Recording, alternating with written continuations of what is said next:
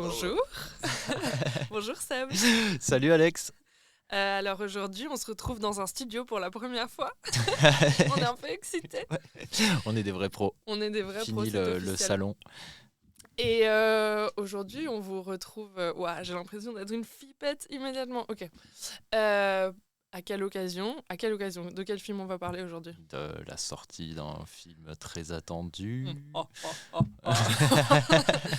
De Nosferatu de Robert Eggers. Robert Eggers, très connu pour son film d'horreur, de folk horror, si j'ose dire, The Witch, qu'il a fait vraiment exploser. Ensuite, il a réalisé... je sais plus dans quel ordre, The Northman et The Lighthouse. Moi, j'ai vu que The Witch, personnellement.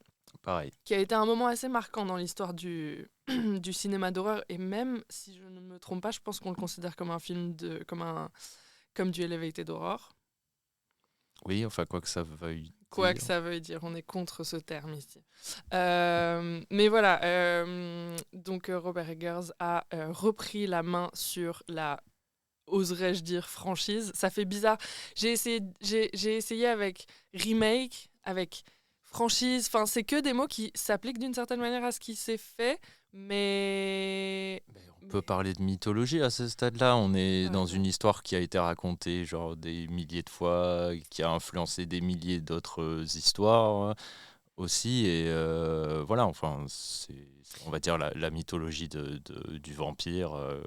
Après, et c'est ce qu'on va un peu voir aujourd'hui, il y a quand même une grosse différence entre Dracula et Nosferatu, même s'ils viennent des mêmes... Enfin, même si Nosferatu c'est Dracula, mais voilà. Donc Nosferatu, en fait, j'avais vraiment, je pense, pas réalisé jusqu'à la sortie de ce film, mais c'est vraiment c'est vraiment une histoire à part, vraiment 10 fois plus sombre que Dracula et tout, et qui mérite vraiment qu'on se penche sur elle en parallèle de Dracula, vraiment, quoi. Même si Dracula est à son origine. Donc, je pense que ça va être un épisode un peu goth geek out. Ça va être l'épisode d'Alexandre. C'est Alexandrine, je l'ai dit, tu as le lead surtout. J'ai mes propres pensées sur le film, et c'est Alexandrine qui va vous faire une démonstration de sa gothness. C'est moi que ça excite terriblement. Même si de base, ce film, moi, j'étais pas super excitée. J'étais hyper méfiante, en fait, parce que Eggers, donc j'avais vu que The Witch. Moi, je suis pas une grande amatrice de folk horror. J'ai tendance à dire, c'est pas parce qu'il y a des gens tout nus dans une forêt que c'est bien. J'avais un peu l'impression que Robert Eggers était un peu en train de devenir le Wes Anderson de l'horreur. Et à ceci, j'ajoute, c'est pas parce que c'est symétrique que c'est bien. Et voilà, et donc j'étais un peu là, oh, qu'est-ce qu'il va nous faire encore, lui? Je me méfie un peu, et pour résumer très vite, est-ce qu'on donne un petit avis direct? Moi, Ouais, vas-y, allez. j'ai aimé, et à la fois, c'est oui, mais non, mais oui, mais non, mais oui. Et non, mais oui. C'est vraiment oui, c'est l'impression que j'en ai, comme on a très vite discuté en se retrouvant, comme je disais, moi, plus le film s'éloigne, et plus les images restent, plus je l'aime, plus c'est voilà, ses thématiques et son sous-texte font effet sur moi, et plus oui, j'aime ce film. Après, voilà, on va pas nier que voilà, je me souviens quand même de mon expérience spectateur qui, personnellement, m'a paru quand même beaucoup trop longue et pas très intéressante sur certaines scènes qui auraient mérité d'être coupées.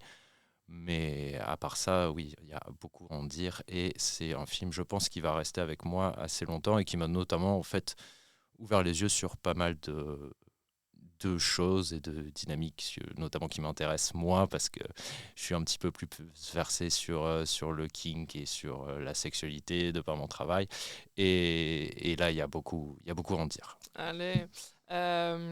Et moi, je pense que c'est je pense que c'est un film comme il y en a pas mal, même si je serais incapable de citer vraiment un exemple là, mais parce que j'ai l'impression que c'est presque tous les films. C'est un peu un film capsule de sensations comme ça. C'est, je vais vous faire ressentir un truc de ouf. Est-ce que le scénario est bien? Est-ce que le film tient tout seul, sans tous les autres qui sont venus avec? moi, je pense que pas vraiment. Est-ce qu'il serait pas un peu ridicule? Pas à cause de sa grandiloquence, mais enfin, son script, enfin, le scénar est un peu. Enfin, la manière dont Moi, j'adore le l'histoire. scénar. Non, mais la manière dont l'histoire se développe, je trouve, ça crie. Vous connaissez tous l'histoire. Je répète un truc qui existe déjà. Dès que quelqu'un explique un truc, c'est juste une espèce de paraphrase de. Enfin, il y a un peu ce côté, je trouve. Et du coup, mais c'est un film. Bref.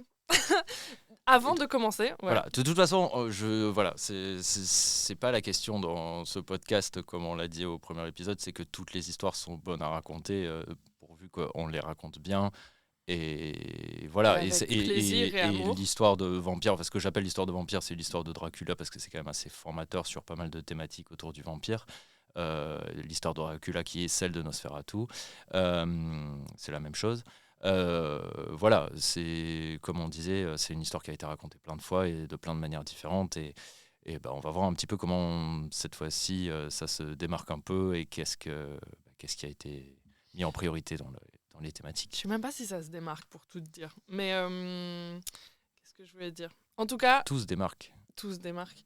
Ouais, en tout cas, je pense ce qui m'a touché, ce qui a marché pour moi dans ce film malgré ses défauts et ses petits trucs agaçants, c'est que je pense que c'est un film de vrai amateur. Genre, j'ai vu des histoires, il a raconté qu'il avait vu ce film enfant, qu'il est tombé sur l'image, il a été charmé par vraiment une photo de Nosferatu, je pense je sais plus laquelle. Donc il ramène vraiment ça à sa rencontre avec ce vampire enfant. Il y a vraiment un côté, même quand on lui a proposé le projet, il a presque senti que c'était trop tôt, qu'il méritait pas le truc aussitôt en fait. Donc je pense, moi j'ai vraiment la sensation il a juste mis son esthétique sur, enfin son esthétique et d'autres choses sur une histoire qui lui est chère et c'est une histoire qui m'est chère. Donc globalement c'est tout ce qu'il me fallait pour que ça me plaise quoi. On parlait de faire des films avec amour dans le dernier épisode. Je pense que c'est un film qui est fait avec amour.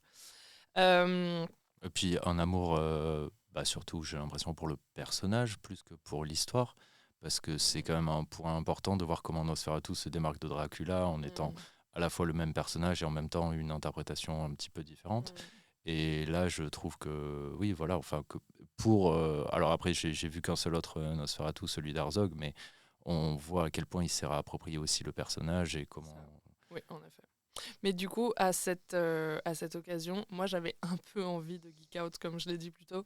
Et j'ai un peu envie de tracer un petit historique des vampires jusqu'à Nosferatu, enfin jusqu'à Eggers. Bon, peut-être que vous allez du coup entendre des choses que vous connaissez déjà, parce que certains aspects de cette histoire sont connus. Mais j'espère apporter quelques petits détails croustillants en plus du goth gossip. Si vous entendez une feuille tourner, c'est parce que j'ai quand même pris des petites notes.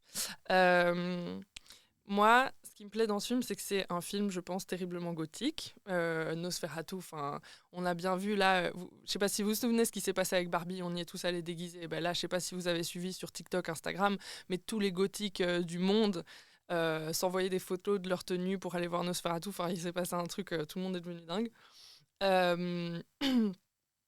Et disons que l'histoire du gothique peut se retrouver jusqu'au goth, dans l'histoire de l'architecture, mais je pense que dans ce contexte-là, dans notre contexte, il est intéressant de regarder dans la littérature, parce que c'est là qu'a commencé. Parce que le vampire, c'est quelque chose qui appartient à tout un folklore européen, donc sûrement une culture orale, mais ses premières apparitions à l'écrit, donc sont dans de la littérature en fait romantique et plus tard on appellera ça gothique.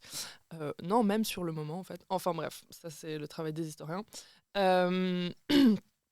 Et il y a un gros livre sur la culture gothique que j'ai chez moi, d'un monsieur qui s'appelle John Robb. C'est un gothique historien, je sais pas.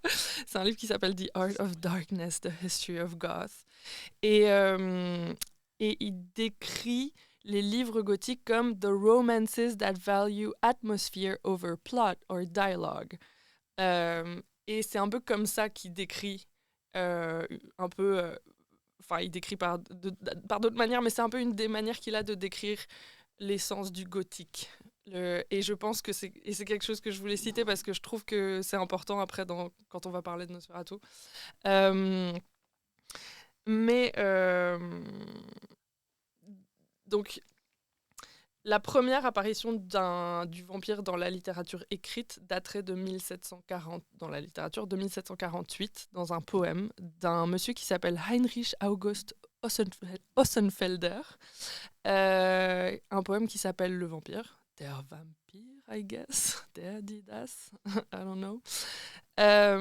Et c'est un petit poème dans lequel un vampire essaie d'attirer une jeune fille. Et c'est l'apparition du vampire comme tentateur sexuel, érotique. Elle serait tentée par lui malgré les recommandations de sa mère pieuse qui lui dit attention, il ne faut pas. Donc ça, 1748, ce serait vraiment un peu l'apparition du vampire écrit comme tentateur érotique, quoi. Mais ensuite, mon histoire préférée, celle pour laquelle l'histoire pour laquelle je fais cette historique, ce serait en juin 1816. Laissez-moi boire un peu d'eau. Juin 1816, Lord Byron, poète britannique, romantique, se dit j'ai envie de faire un petit week-end au lac Léman. Et donc, il va passer quelques jours dans la villa Diodati, au bord du lac Léman, en Suisse, avec 3 amis, Mary Shelley, Percy Shelley, son mari, et son docteur, alors Byron, docteur John Polidori, qui serait allegedly aussi son amant potentiellement. Et il se pose un défi qui serait écrire une histoire fantastique en un temps limité. Franchement, si on avait pu avoir ça en école d'art, dans une villa au bord du lac Léman, lourd. Et donc, il passe... Il fallait aussi la romance... la romance homosexuelle ? La romance ambiguë. Et... Voilà, mais je sais pas, hein, voilà. Et donc, ils passent le week-end à boire de l'alcool, à prendre de l'opium. Ils font des lectures groupées de livres d'histoires de fantômes allemands. J'ai même le titre, d'ailleurs, Phantasmagoriana. Phantasmagoriana.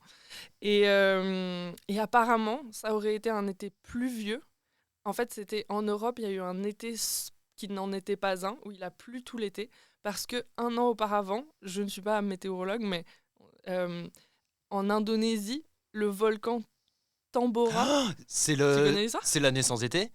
La quoi ? L'année sans été, oui, c'est ça. ça. Oui, c'est ça. Oui, c'est ça. Putain Tu vois que c'est excitant. Ah, c'est trop cool que ce soit lié à... C'est l'année sans été, je te jure. Ouais. Ok. Qui aurait été due à l'explosion de ce volcan, mais 1 an auparavant. Bref, je sais pas comment ça marche la pluie, mais... Et donc, il passe ce week-end à se mettre une race et à réciter des trucs. Et qu'est-ce qui sort de ce week-end ? Enfin, je sais pas si c'était un week-end, mais Mary Shelley, elle esquisse le début de Frankenstein. Percy Shelley, je sais pas, j'ai pas suivi.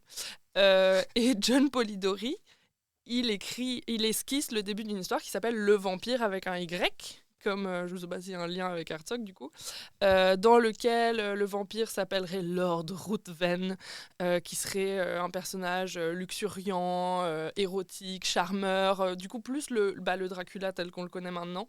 Et d'ailleurs, si on veut vraiment, vraiment geek out, Lord Ruthven, c'est une référence à une histoire dans laquelle il y a un personnage qui s'appelle comme ça, écrit par une romancière dont j'ai pas noté le nom.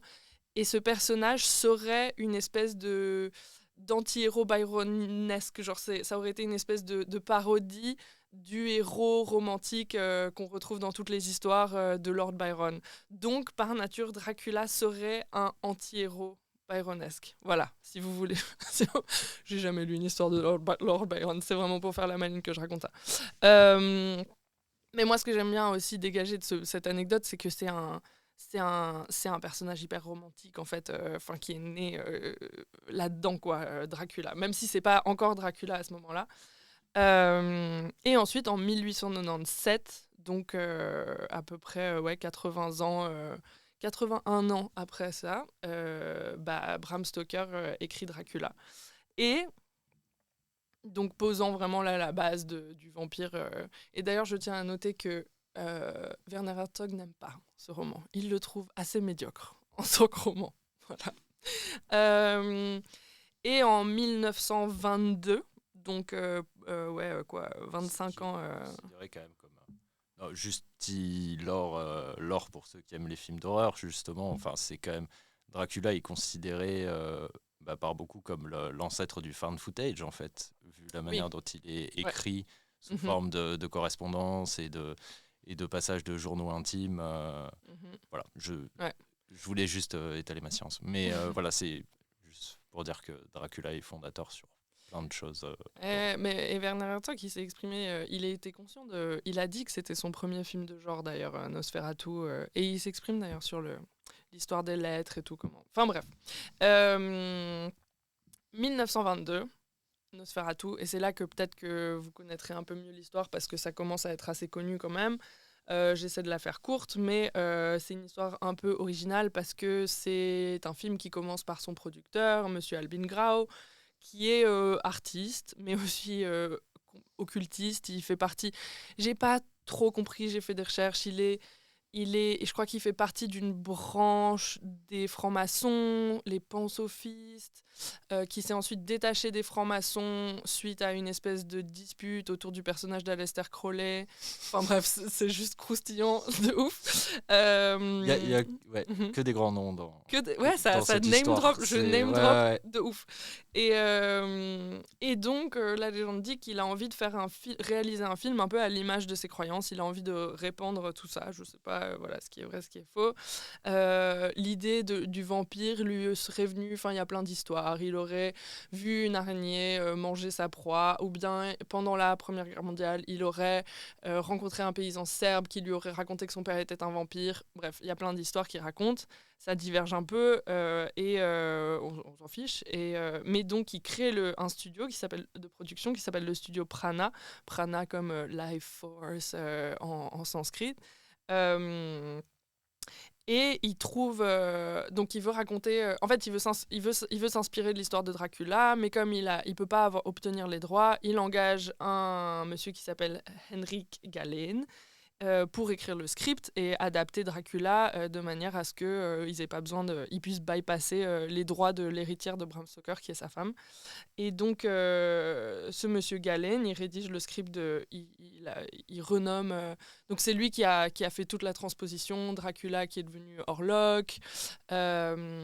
Nosferatu, c'est un film, donc, comme je l'ai dit, qui va être vraiment né de l'imaginaire et du désir de son producteur, qui sera très particulier, très notoirement impliqué dans le développement du film. Par exemple, il va réaliser plein de dessins. D'ailleurs, les premières affiches de Nosferatu de Murnau seront des dessins, des peintures réalisées par Albin Grau, et qui sont notamment... Bon, on va voir à quel point on se penche sur ce sujet avec Seb, mais il y a certaines personnes qui ont pu dire que Nosferatu avait des allégories antisémites, que même Nosferatu était une allégorie antisémite. On verra si on se penche là-dessus. En tout cas, donc j'ai pas pu m'empêcher de quand même essayer de gratouiller un peu, voir ce qu'on pouvait trouver à ce sujet-là dans le développement du film. Je lis que Henrik Galeen, donc le monsieur qui a écrit le script, il est né d'une famille juive. Il a écrit, dirigé, il a joué dans un autre film expressionniste allemand qui est sorti un peu avant Nosferatu, qui s'appelle Le Golem, qui est un peu un basique du genre. Il s'est exilé d'Allemagne dans les années 30.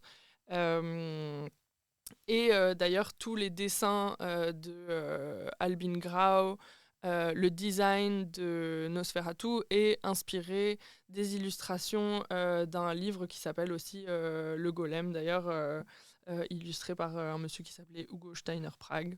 Donc, en fait, le design même de Nosferatu, qu'on traite souvent d'assez antisémite, le nez, les rats ensuite qui viennent avec lui et tout, en fait, est complètement inspiré d'un personnage issu du folklore juif, quoi. Voilà, je sais pas pourquoi. Je suis pas en train d'essayer de défendre le film, c'est juste quelque chose que j'aime. Après, ouais, non, là, enfin, oui, après, ça demandera un petit peu plus de développement et tout, enfin, de Oui, oui. se pencher plus loin. Enfin, faut pas oublier aussi qu'au-delà de l'apparence physique et de cette caricature qui a été mise en place vers le Moyen-Âge, il y a aussi vers le Moyen-Âge l'apparition des légendes de sang aussi, qui est un complot qui suit encore. Qui est toujours d'actualité chez les antisémites qui voudrait qu'il y ait un complot de juifs qui vous boivent du sang de bébé pour rester jeunes. Et donc c'est Oh. intimement lié à l'histoire du vampire. C'est quelque chose à pas oublier. Après, à mon sens, voilà, enfin, on a aussi... Voilà, enfin, c'est des thématiques aussi qui peuvent être liées à d'autres choses et voilà, convoquées pour évoquer d'autres choses. Et je pense que là, en l'occurrence, dès le moment où tu as commencé à raconter l'histoire des deux couples échangistes là, qui vont se faire un week-end au lac Léman, Je vais pas parler de ça. on dévie dans un autre imaginaire. Voilà, Mais 100%, et dans tous les cas, tout ce qu'on dit, c'est que des choses qui se superposent. Et oui, c'est bien ça sûr. qui est intéressant, je trouve, mais après, quand on voilà, parle de c'est un truc remake. à pas oublier. Et oui, notamment, en fait, c'est quand même quelque chose d'assez important. Enfin, notamment dans toutes les franchises qui traitent de l'heroic fantasy. Voilà, on sait qu'il y a énormément de créatures mythologiques qui viennent de caricatures antisémites, et c'est quelque chose qui, habituellement, les producteurs et les chara-designers font bien attention justement à s'éloigner de ça. Sauf J.K. Rowling. Oh my god. Et donc, où en étais-je mais c'est le moment limite, je vais déjà placer cette anecdote parce qu'après je parlerai rapidement parce qu'il y a tant de choses à en dire aussi du film d'Herzog. Mais justement, je me posais un peu la question des motivations d'Herzog et Herzog, enfin clairement, j'ai trouvé dans une interview, il le dit pour lui, Nosferatu dans les années 20 qui apporte la peste, c'est les nazis qui apportent le totalitarisme en fait. J'étais là, ouf. Yes. Ça paraît évident en fait, mais bref. Après voilà, comme je l'ai dit, c'est ça qui est trop beau et intéressant et complexe et inspirant en fait quand on étudie une histoire aussi longue en fait, c'est qu'il y a des tas de trucs qui se superposent et qui s'entremêlent, et c'est pas qu'il y en a un qui est vrai, un qui est faux, c'est juste que les imageries se mélangent et donc tu te retrouves avec des personnages qui sont porteurs d'un tas de trucs et il faut faire avec quoi. Mais donc voilà, Nosferatu. Alors voilà, et je pense qu'il est intéressant de dire par rapport au film dont on parle aujourd'hui, c'est donc les années 20, expressionnisme allemand, c'est les studios allemands qui n'ont pas beaucoup de moyens dans l'entre-deux-guerres, pas beaucoup d'argent, pas beaucoup de moyens. Pendant ce temps, les studios hollywoodiens aux États-Unis font des bêtes de films. Et donc il y a cette mouvance du cinéma qui se développe, qui est très théâtrale, avec des décors un peu carton-pâte, mais très très expressifs. Et du coup, c'est beaucoup symbolisme, beaucoup de diagonales, beaucoup d'expressions. On dirait, c'est très théâtral, quoi. Bon, je vais pas faire l'histoire de l'expressionnisme allemand, on connaît globalement, mais c'est quelque chose qui a beaucoup marqué, je pense, l'image qu'on se fait de Nosferatu des années 20, et par rapport à quoi je pense Eggers a dû se positionner ensuite. Et un autre petit détail technique, je trouve avec lequel Eggers a dû se débrouiller, c'est que donc Nosferatu, c'est un film en noir et blanc, mais qui se passe beaucoup la nuit, parce que Nosferatu ne supporte pas la lumière. Mais donc il a ce truc un peu étrange de les scènes de nuit, on voit bien que c'est des scènes de jour. Donc il est sorti en noir et blanc, et ensuite... Et ensuite, Murnau, il a fait une espèce de nuit américaine étrange où il s'est dit, j'ai envie de tout teindre en bleu. Et donc, il a mis du bleu. Et c'est drôle parce que personne n'était très convaincu, je crois. Tout le monde dit... Genre, pendant mes recherches, j'ai trouvé quelqu'un sur Internet qui disait, pour une expérience optimale, je vous conseille de regarder le film en noir et blanc et sans le son. D'accord, je vais pas faire ça. Mais il y a de la musique, on est d'accord. Moi, je l'ai pas revu. Euh, et ce bleu étrange, je trouve, qui apparaît sur l'affiche qui, moi, m'a marqué enfant. Je pense qu'elle est dans cet étrange bleu. Et je pense que c'est... Enfin, le traitement de la nuit, le traitement de la couleur de la nuit, c'est quelque chose que Eggers a dû prendre à bras-le-corps avec son directeur de la photographie. Et c'est c'est un sujet sur lequel il s'était déjà penché pour The Lighthouse et The Northman. Hyper intéressant. Mais on en parlera après. Mais je pense que voilà, c'est un peu des aspects techniques avec lesquels Eggers ensuite qu'il a dû gérer ensuite, quoi. Donc Nosferatu sort et en fait comment il s'appelle, ouais, Albin Grau, il était tellement persuadé qu'il avait géré son truc d'adaptation qu'il a même pas, il a pas payé les droits d'adaptation, enfin je sais pas quoi. Du coup, la veuve Stoker, elle a dit mais les gars, c'est cramé votre truc. Et donc en fait, elle les a ruinés en procès et ils ont dû détruire tous les exemplaires du film, ce qui heureusement n'a pas été fait, mais les studios Prana ont été ruinés et ça a été leur seul film. Voilà, ça c'est l'histoire un peu déjà connue quand même de Nosferatu. Je vais pas aller dans les détails de voilà, Max Schreck qui a quand même beaucoup marqué avec son jeu. Voilà, il faut qu'on arrive au film quand même. Et ensuite, en 1979, Werner Herzog se dit c'est les années 70. On est toute une génération de cinéastes allemands à renouveler le cinéma de notre pays. Mais la manière dont il le dit, c'est on n'a pas de père, mais on a des grands-pères. On n'a pas de père parce qu'il y a ce trou dans l'histoire du cinéma allemand qui est le Troisième Reich. On ne peut pas se baser sur eux. Tous les gens qui étaient intéressants, ils se sont barrés. Et ceux qui ont continué à faire des films, ce n'étaient pas des films intéressants. Donc on a besoin de retourner à nos grands-pères. Et à mes yeux, le plus grand film allemand de nos grands-pères, c'est Nosferatu. Et donc, il a eu envie, comme un hommage, de refaire Nosferatu, qu'il ne considère pas comme un remake, mais comme un rebirth, une renaissance de Nosferatu. Ah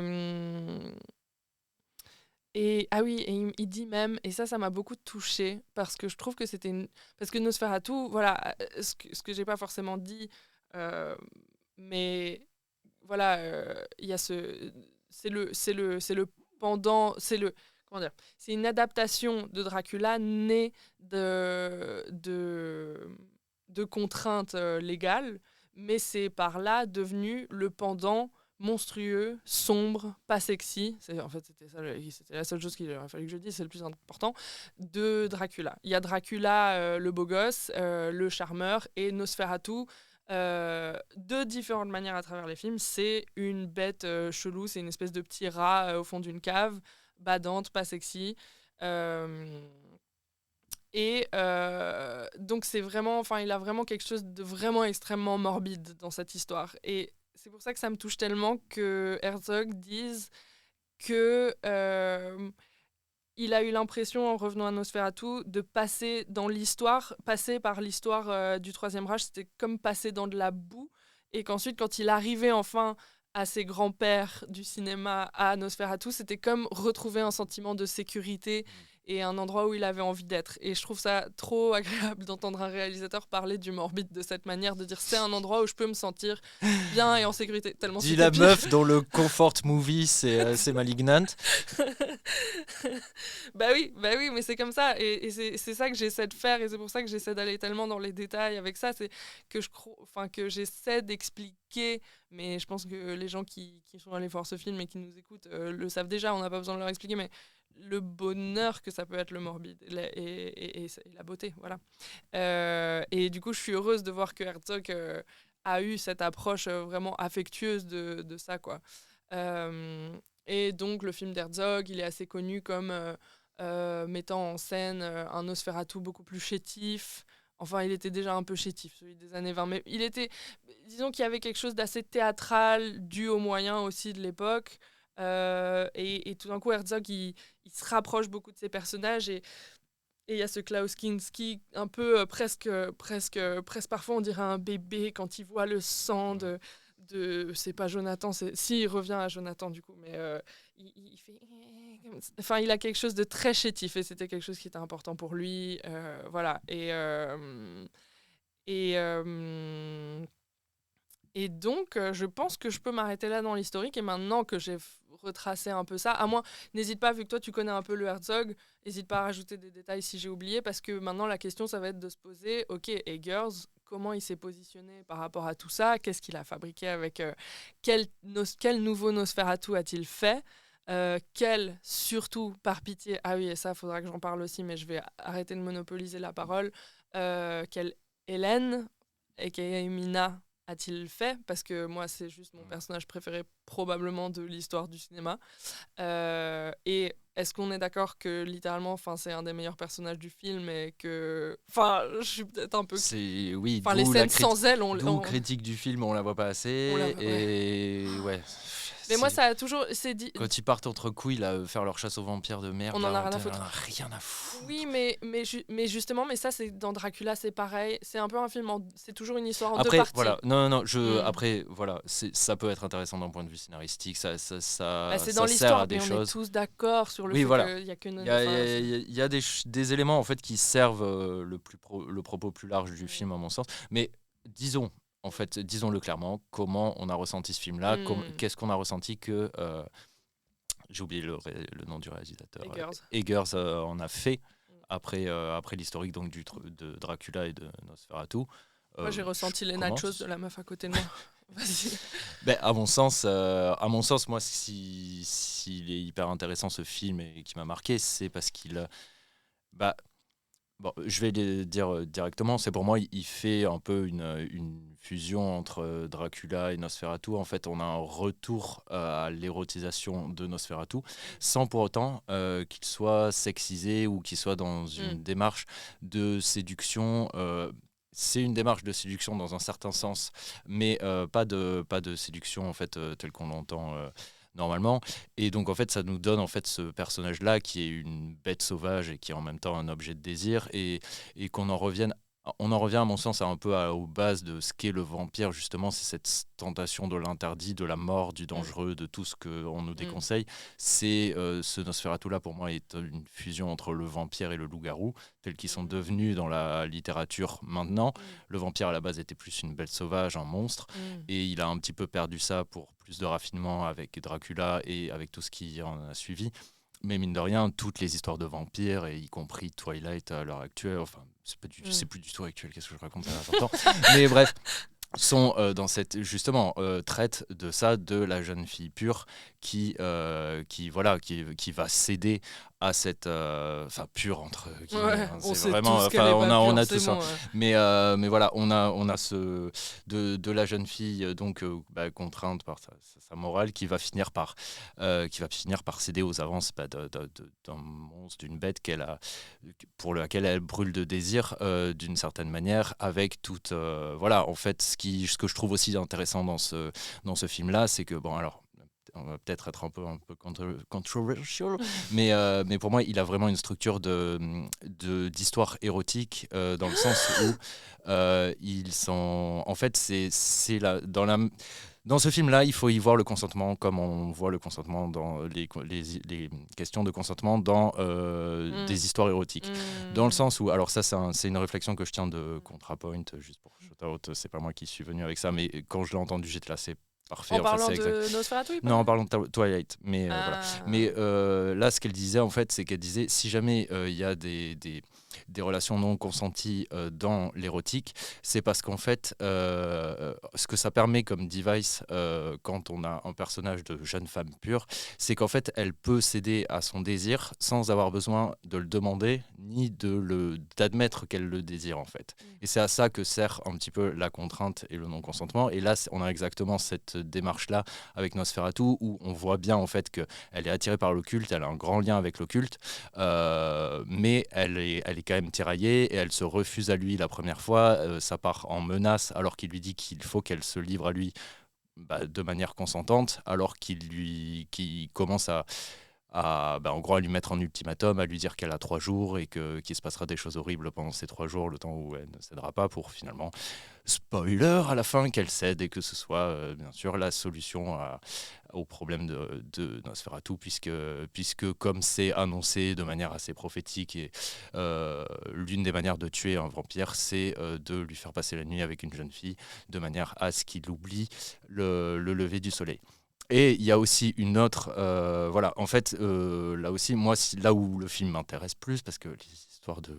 Non, en fait, j'aime ça aussi, ça se transpose très bien à la littérature homosexuelle, mais bref, ce que j'aime aussi, c'est que pour moi, Ce que Seb essaie de dire, c'est que moi, j'adore les trucs romantiques. Ouais, mais il y a un personnage dont tu n'as pas parlé et qui, pour moi, est très important aussi dans cette histoire et dans son érotisme, c'est le mari, en fait. Pour moi, c'est aussi la base moi, je voulais en reparler. du king cocufiage, en fait. Il est parfait. Ouais. Oui, Ouais. il est... Ouais. Mais je trouve que c'est un peu parce que Keanu Reeves, parce que bon, je trouve que le Coppola, il se glisse un peu dans... Enfin, on peut pas s'empêcher d'en parler. Keanu Reeves, t'as pas envie, tu te dis vraiment, Mina, je comprends qu'elle soit allée voir Dracula parce que Keanu, là, mon pote, réveille-toi, là, avec ton faux accent anglais. Alors que Nicolas Hoult, il a un côté... T'as envie de le cocufier. Un côté il a un côté... Ouais, non. Mais t'es là, la petite bouche là, genre, il est parfait. Mais bref, et donc du coup, il y a cette dynamique à 3 qui se met en place, et qui se met en place en fait de manière subtile. En fait, au début, le film, on ne voit pas bien où est-ce qu'il veut en venir, vu que en fait, Nosferatu est présenté subtilement, de manière sexy. On va dire qu'il est plutôt effrayant au début. Alors pour le coup, si, c'est quand même un truc à noter, il le rend 12 fois plus effrayant. Ah oui, il est beaucoup plus effrayant, il est très bestial. Il parle pas beaucoup, ou bien il parle pas, c'est un film muet, mais dans le premier, enfin si, il parle, mais bon, il n'y a pas de son. Dans le deuxième, il parle comme un humain, et puis il parle comme ça. Et là, tout d'un coup, c'est un monstre. Genre, et d'ailleurs, Bill Skarsgård a entraîné sa voix avec des chanteurs, comment on appelle ça, des throat singers tibétains. Apparemment, sauf les moments où il crie et ils ont dû rebaisser sa voix parce que forcément elle montait, c'est que sa vraie voix. Bref, il a fait un gros travail de voix pour être absolument monstrueux. Et voilà, et surtout, et je pense pour être monstrueux. Mais en fait, c'est ça le truc, c'est qu'en fait, le film prend son temps pour installer ce truc-là. Oui, il y a une monstruosité, mais comme, tout le monde trouve une voix grave de loup-garou sexy, et en fait, ça commence à gros. Et tout le monde est d'accord sur le fait que la moustache, parce qu'on voit pas tout de suite la moustache, mais parce que je pense qu'ils ont fait un truc qu'ils ont déjà fait, qui a été fait dans d'autres films, Mad Max, tout ça, The Northman notamment, de faire de la nuit, mais faire évoluer la luminosité pour faire comme si c'était ton œil qui s'adaptait à la nuit. Alors je sais pas, allez, peut-être pas dans Nosferatu, en tout cas dans The Northman ils l'ont fait, mais je trouve qu'il y a ce truc de, enfin vous avez remarqué, Nosferatu au début on le voit pas, je pense qu'on commence à voir son visage quand vraiment, il a poil dans son cercueil. Quand il a poil dans son cercueil, sinon avant ça il apparaît plein de fois. On voit sa bite. Mais je suis déconcentrée. Non mais parce que je repense à l'image. Non mais je sais plus si c'est la maquilleuse, le maquilleur, mais il y a quelqu'un, Nicolas Hoult, l'acteur qui joue Thomas Hutter, s'est fait offrir la prothèse bite de Orlok. Ça, tu vas voir. Moi, dans 50 ans, je serai là à la vente aux enchères. Mais moi, j'y crois pas, moi, ces trucs-là qui disent. Mais je sais pas. En fait, après, c'est peut-être moi. Genre, peut-être qu'en fait, c'est moi qui suis naïf, mais quand ils disent qu'ils font des prothèses pour les scènes de nu, ils sont pas en train de nous prendre comme des gamins. On n'était pas vraiment à poil, tu sais, et tout. Attends, c'est quelqu'un. Quelqu'un m'a sorti ça alors qu'on regardait Nymphomaniac et j'étais là, mais enfin, t'as 8 ans ou quoi? Non, mais Nymphomaniac, c'est notoire que non. Non, mais Nymphomaniac, personne s'est caché. Hein. C'est littéralement des doublures. Il y a quelqu'un qui m'a sorti qui croyait que c'est... Comment ça oui, mais personne lui a dit ça, il se l'a inventé. Parce que c'est connu que c'est des doublures des actrices porno. Oui, mais c'est de la bite, quoi. Oui, mais c'est pas des prothèses. Non, bah non. Arrêtez de dire que c'est des prothèses, c'est bon. Mais personne n'a dit que Nymphomaniac c'était des prothèses, faut que tu ailles le voir. Oui, mais bref, vas-y, maintenant. De quoi on parlait? Oui, on voit pas. Bah, Orlok, vraiment, on le voit. Il est dans le noir et voilà. Enfin, franchement, il est à l'écran bien 5 minutes entières en tout avant qu'on voit vraiment son visage, Mm. quoi. Voilà.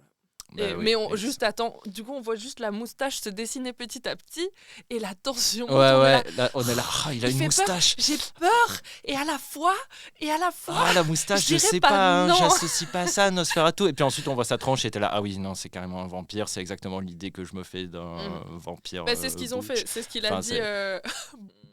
Non, Eggers a dit, on s'est demandé à quoi ressemblerait un noble qui a moisi pendant des centaines et des centaines d'années, quoi.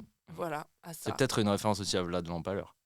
Mais clairement, Avec parce sa que là, du coup, super ils ont été moustache. un peu plus accurate avec ses tenues.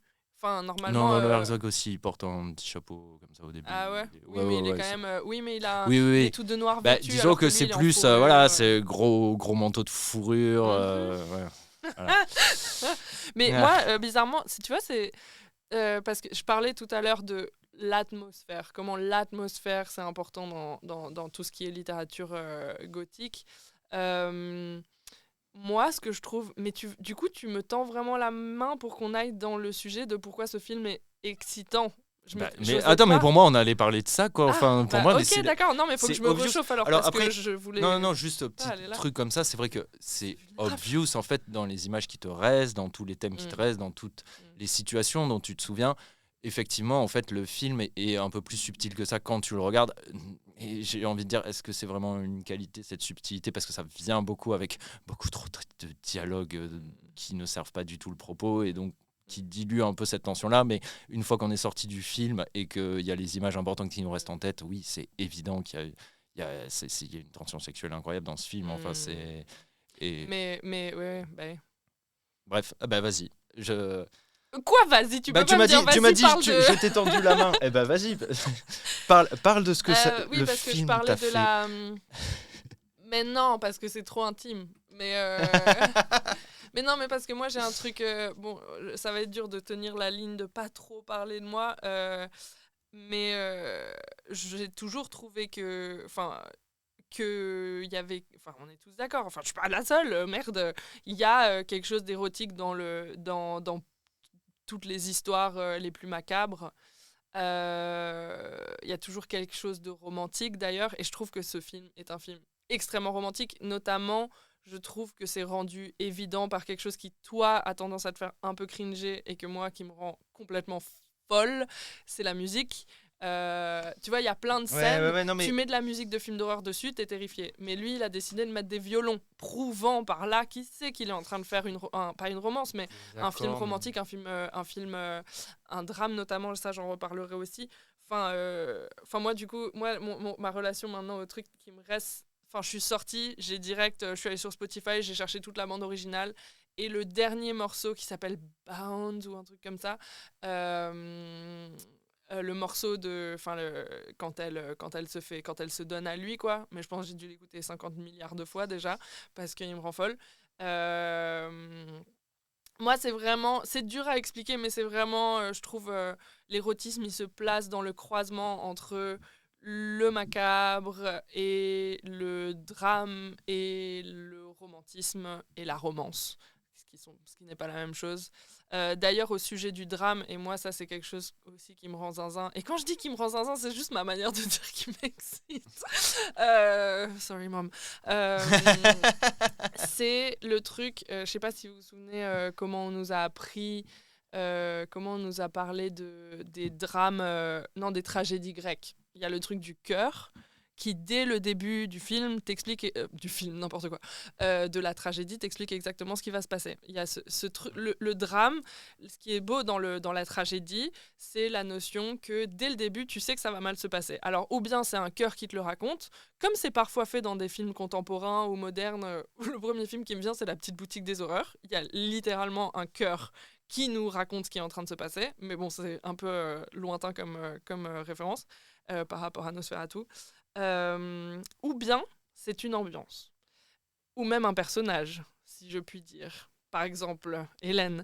Et là, moi, là c'est le moment que j'attendais. Ce qui... une des raisons pour lesquelles Hélène, c'est mon personnage préféré, pourquoi Nosferatu, j'aime tellement, c'est parce que c'est une histoire qui est dès le début marquée du saut du drame. Tu sais dès le début globalement ce qui va se passer, ou bien parce qu'on te l'a expliqué, ou bien parce que tu plein de fois, ou bien parce que tu le sens. Et d'ailleurs, j'ai trouvé un mec sur YouTube qui parlait du Nosferatu d'Herzog et qui disait que non, c'était en parlant de celui de Murnau. Oui, qui disait que Herzog avait pris le tragique, parce que celui de Murnau, il est un peu plus théâtral, un peu plus des petits bonshommes qui font des actions très vite, comme ça. Il n'a pas ce côté dramatique, mais il finit de manière dramatique. Et le mec, mais je suis désolée, c'est un Américain, il nous écoutera pas, mais je peux pas citer son nom, j'ai pas noté. Mais son idée, c'était que Herzog, il avait pris le tragique de la fin du film de Murnau et qu'il l'avait blanket son film avec, qu'il en avait fait, donc en français, je dirais une espèce de sentiment latent, quoi. Comment t'as dit, toi ? Il a tapissé sur tout le film. Il a tapissé sur tout le film. Et je trouve que c'est Eggers, c'est ce qu'il a fait avec le sien, encore plus. Mais de toute façon, moi, je trouve que ce film, c'est juste une amplification. C'est juste lui qui a pris globalement un mélange entre Murnau et Herzog, et qui en a fait, qui a appuyé sur le bouton, sur le champignon à fond les ballons, qui a fait hyper flippant, hyper dramatique, hyper... bref. Pour s'adapter aussi, en fait... aux attentes aussi aux attentes contemporaines. Bien entendu. Pour moi, en fait, oui, voilà. Enfin, les films sont un peu... Ouais, c'est un petit peu le destin de tous les films. Plus on va loin, il va falloir toujours crank up pour essayer de donner le sentiment qui a été l'intention à la base. Et là, pour moi, il a vraiment bien identifié quelles étaient les choses à augmenter pour... Et donc, mais Nosferatu... Mais moi, en fait, c'est drôle parce que c'était un sentiment que j'avais avec Dracula. J'avais beaucoup d'affection pour celui de Coppola à cause de ce sentiment-là. Et en fait, c'est comme si Eggers, il m'avait dit « Mais non, regarde, c'est dans Nosferatu, pas dans Dracula. » Et tu vois ce que je veux dire ? Et c'est pour ça que j'aimais tellement l'histoire entre Mina et Dracula dans celui de Coppola, parce qu'il y avait ce truc. Alors lui, il l'expliquait, le lien entre Mina et Dracula, je trouve qu'on en est tous les deux venus à la même conclusion, qu'il ne devrait pas être expliqué, on le comprend. Coppola l'explique un peu par cette histoire d'amour perdu qui traverse les siècles, voilà, une espèce de réincarnation, voilà. Mais je trouve que la beauté du personnage d'Hélène dans Nosferatu, c'est qu'elle a ce lien un peu vaporeux avec le vampire. Moi, je trouve qu'il est rendu clair par un truc un peu structurel dans le film, qui est que tous les hommes ont des fonctions. Genre, il va y avoir... un peu comme dans Dracula, il y aura le directeur de l'asile psychiatrique. Tous les hommes ont un métier qui est utile à l'histoire. Donc dans le Nosferatu de Eggers, restons-en là, il y a Aaron Taylor Johnson, là, c'est le directeur de la compagnie de bateau, qui du coup va lui être témoin de l'arrivée du bateau de pestiféré, tout ça. Il y a...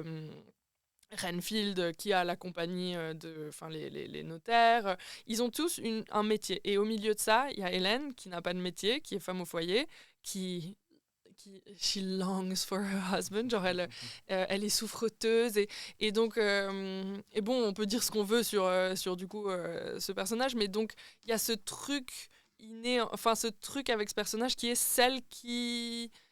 Sa fonction, c'est d'avoir un lien avec le fantastique, quoi. Dès qu'elle dit quelque chose, on lui dit « Mais non, elle est complètement folle, celle-là. » Et donc, elle a ce lien. Et moi, le truc que je reproche à Eggers, qui m'a un peu brisé le cœur, mais c'est pas grave, ça reste quand même une de mes scènes préférées, parce qu'il baise. C'est la scène où elle explique. C'est ma scène préf, mais oui, mais si seulement elle ne lui. Et c'est mais là. Si, justement, c'est le seul moment où je tolère du Lord Drop. C'est justement parce qu'on voit toute son ambivalence. En fait, la conversation commence par elle lui reproche de l'avoir vendu, parce que c'est ce qu'il a fait. Il l'a vendu à Nosferatu. Qui ne lit pas un contrat genre dans une langue bizarre. Oui, il avait envie de partir. J'aurais signé sans lire aussi. Hein. on vient envie de partir et puis de se faire sucer. Bon, bref. Et donc, ça part sur ça. Et ensuite, elle finit par lui avouer son lien. Et puis ensuite, ça devient carrément du oh, il est tellement mieux que toi. Puis une grosse bite. Et puis en plus, il me suce le cœur pendant qu'il me baise et tout. Elle dit pas ça. Et il m'embrasse le cœur.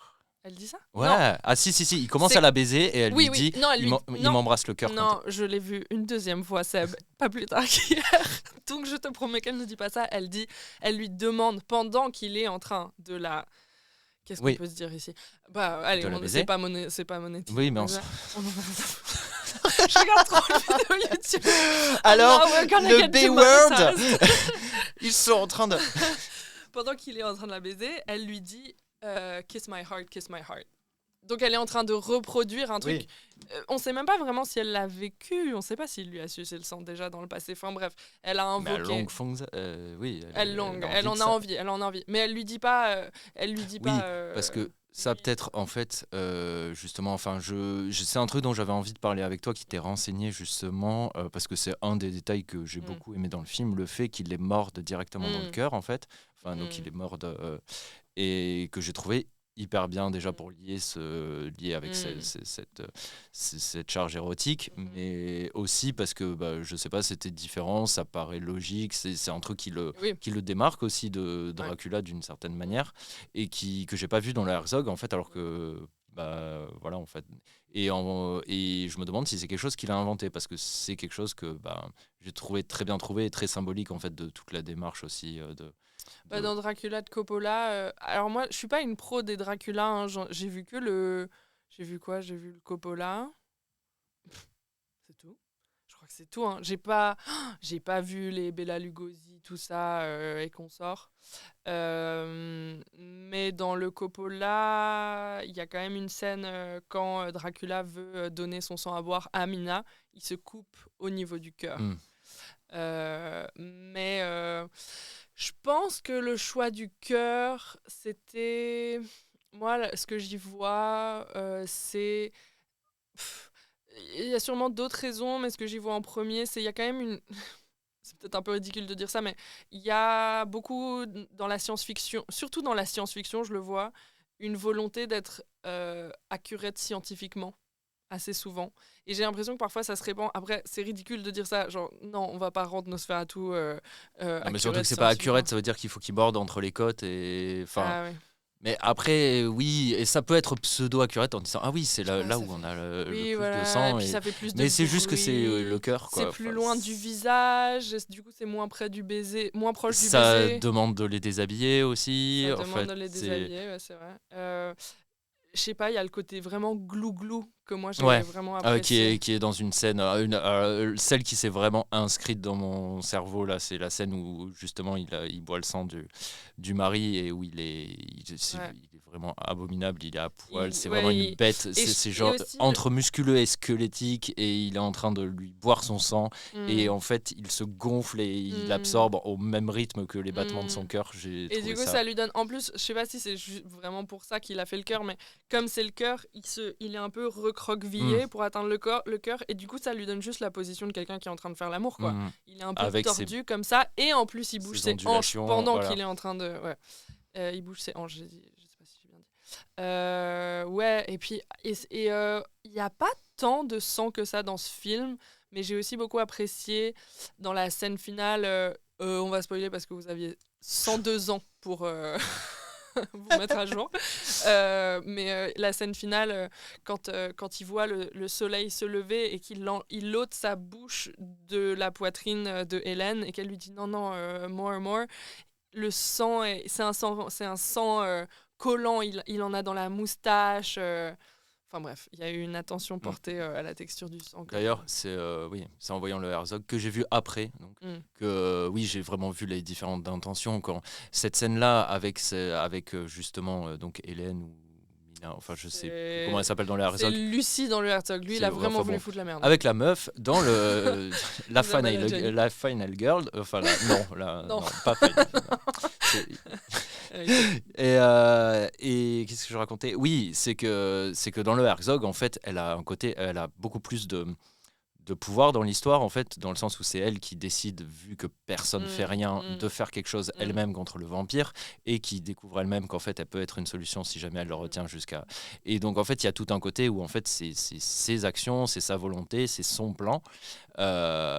Et donc, quand elle lui demande mort, à ce moment-là, c'est parce qu'elle sait très bien, elle veut que le soleil se lève, alors que là, on est vraiment dans un truc où c'est très ambigu et en fait on sent que quand elle dit mort, en fait elle en a plus rien à foutre et c'est juste qu'elle en veut plus Bah, elle et veut être sûre. Moi, je pense, tu vois, tu il disais, c'est y a leur vraiment personnage. enfin je sais pas, il y a vraiment une différence dans le traitement de ces personnages et je dis pas que celui d'Herzog est mieux, moi j'aime beaucoup moins celui d'Herzog, mais dans le sens où les personnages sont vraiment traités différemment et dans celui-ci justement elle est vraiment elle se laisse mais elle se laisse c'est ça aussi, c'est tout. Est-ce que c'est volontaire parce qu'elle en a envie Moi, et j'ai tout, mais elle se laisse vraiment. porter et surtout elle se laisse.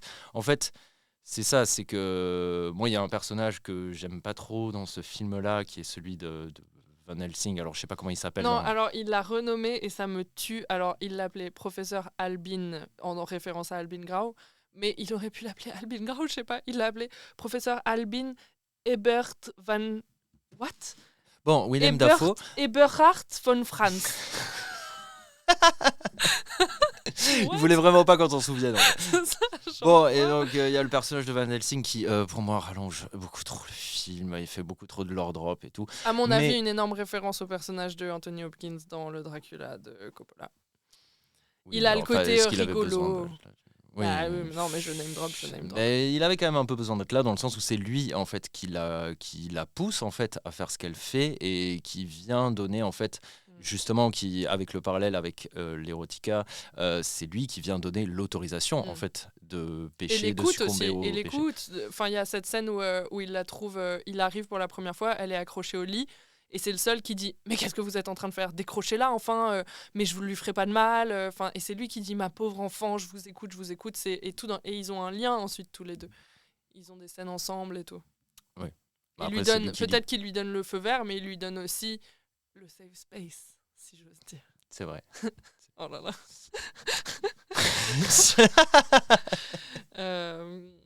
Mais ouais. Mais bref, et à part ça, ouais, à part Mais, ça, il fait dire que des trucs. Oui, bah, il fait avancer le plot. Mais ouais, je sais pas, parce que je sais que j'ai tendance à partir un peu dans tous les sens. Et puis on s'inspire là quand on parle. Mais C'est pour ça qu'on fait un podcast et qu'on fait pas des vidéos essais sur YouTube. voilà. Vas-y, dévie. Mais je sais pas, en fait, je veux être sûre que j'ai dit tout ce que je pensais du personnage d'Hélène parce que. Mais parce que du coup, comme tu nous pousses à aller dans les histoires plus perso, je me demande comment réussir à raconter mon lien avec le personnage d'Hélène.